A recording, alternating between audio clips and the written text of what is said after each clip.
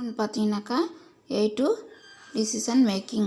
Management of a firm has to make routine and strategic decision while discharging its function. Accounting provides the relevant data to make appropriate decisions.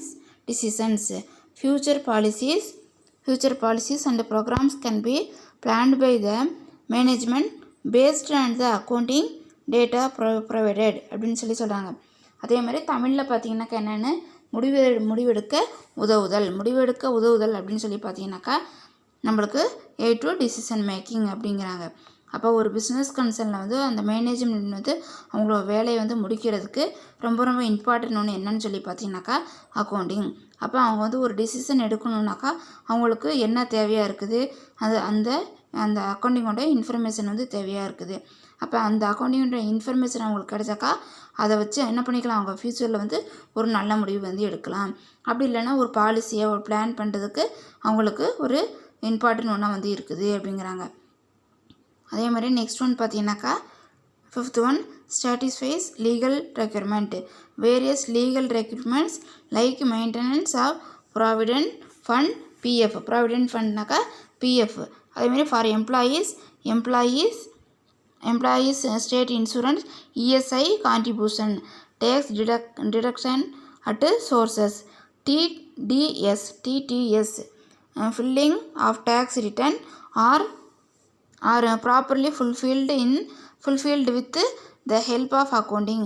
Preparation of accounts and financial statement as per the legal requirement is also facilitated அப்படிங்கிறாங்க. இதில் வந்து என்ன சொல்கிறாங்கன்னு சொல்லி பார்த்தீங்கன்னா சட்ட தேவைகளை பூர்த்தி செய்தல், சட்டத்துக்கு தேவையான எல்லா இன்ஃபர்மேஷனையும் நம்ம ஒரு PF போடுறோம், இது மாதிரி ஏதாச்சும் ஒரு இன்ஃபர்மேஷன் இருக்குதுனாக்கா அது எல்லாத்துக்குமே நம்மளுக்கு இன்சூரன்ஸ் கட்டுறோம் அப்படின்னா, ஒரு பிஸ்னஸ் கன்சர்ன் இன்சூரன்ஸ் வந்து போடுறாங்க, அப்படின்னா டேக்ஸ் வந்து ப்ரொவைட் பண்ணியிருக்காங்க, அவங்களுக்கு டேக்ஸ் வந்து அவங்க வந்து பே பண்ணணும் இப்படின்னு சொல்லி இருக்கும்போது அவங்களுக்கு வந்து ரொம்ப ஹெல்ப்ஃபுல்லாக எது வந்து இருக்குதுன்னு பார்த்தீங்கன்னாக்கா அந்த அக்கௌண்டிங் இன்ஃபர்மேஷன் வந்து ரொம்ப வந்து ஹெல்ப்ஃபுல்லாக வந்து இருக்குது.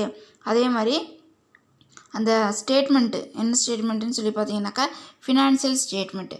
அதே மாதிரி preparation of accounts and financial statement as per the legal document is also facility. அதுவும் எப்படி இருக்குன்னு சொல்லி பார்த்தீங்கன்னா அவங்களுக்கு ரொம்ப வந்து ஹெல்ப்ஃபுல்லாக வந்து இருக்குது அப்படிங்கிறாங்க. அதே மாதிரி லாஸ்ட் ஒன் கிடையாது, 6th one information to interested group. Accounting supplies appropriate information to different interested group like owners, management, creditor, employee, financial institutions, tax authorities and the government. இவங்களுக்கெல்லாம் அந்த பிஸ்னஸ் கன்சர்னை பற்றி இன்ஃபர்மேஷன் வேணும்னாக்கா அது எது மூலமாக வந்து அவங்களுக்கு வந்து கிடைக்கும்னு சொல்லி பார்த்தீங்கன்னா அக்கௌண்டிங் மூலமாக கிடைக்கும். அப்போ அந்த அக்கௌண்டிங் கொடுக்குற இன்ஃபர்மேஷனை வச்சு அவங்க வந்து அந்த பிஸ்னஸ் கன்சர்னில் வந்து இன்வெஸ்ட்மெண்ட் பண்ணலாமா, இல்லை அதில் வந்து பார்ட்னராக சேரலாமா, இல்லை மேனேஜ்மெண்ட் ஏதாச்சும் ஒரு முடிவு வந்து எடுக்கலாமா, இல்லை ஃபினான்ஷியல் இன்ஸ்டிடியூஷன் வந்து என்ன பண்ணலாம், அவங்க லோன் வந்து ப்ரொவைட் பண்ணலாமா, டேக்ஸ் அத்தாரிட்டி வந்து அவங்க வந்து சொல்கிறது உண்மையாங்கிறத அது மூலமாக என்ன பண்ணிக்கலாம், அவங்க வந்து தெரிஞ்சுக்கலாம். அதே மாதிரி லீகல் எவிடன்ஸ் அப்படிங்கிற சட்ட சான்றாக இருத்தல். Accounting records are generally accepted as evidence in court of law and other legal authority in the settlement of dispute அப்படிங்கிறாங்க. அதே மாதிரி இந்த கோர்ட்டில் வந்து அவங்களுக்கு அத்தாரிட்டியாக வேணும், எவிடன்ஸாக வந்து வேணும்னா அக்கௌண்டிங் ரெக்கார்ட்ஸை மட்டும்தான் என்ன பண்ணுவாங்க, அவங்க வந்து எடுத்துக்குவாங்க அப்படிங்கிறாங்க. நெக்ஸ்ட்டு அதேமாதிரி கம்ப்யூட்டேஷன் ஆஃப் டேக்ஸு. அதேமாதிரி 8th பாயிண்ட் என்ன, கம்ப்யூட்டேஷன் ஆஃப் டேக்ஸ்னாக்கா வரி கணக்கிடுதல். Accounting records are the basic source for computation and settlement of income tax and other tax அப்படிங்கிறாங்க. அதே மாதிரி நம்ம பிஸ்னஸ் கன்சர்ன் மேலே ஒரு டேக்ஸ் வந்து ப்ரொவைட் வந்து பண்ணுறாங்கன்னா அவங்களுக்கு வந்து எது வந்து எவிடன்ஸாக வந்து இருக்குதுன்னு சொல்லி பார்த்தீங்கன்னாக்கா இந்த அக்கௌண்டிங் ரெக்கார்ட்ஸ் வந்து அவங்களுக்கு வந்து ரொம்ப இம்பார்ட்டன்ட் ஒன்றா வந்துருக்கு. அதை வச்சு தான் என்ன பண்ணுவாங்க, டேக்ஸ் வந்து ப்ரொவைட் வந்து பண்ணுவாங்க அப்படிங்கிறாங்க. அதே மாதிரி டேக்ஸ் வந்து நம்ம மேலே என்ன பண்ணுவாங்க, அவங்க வந்து போடுவாங்க.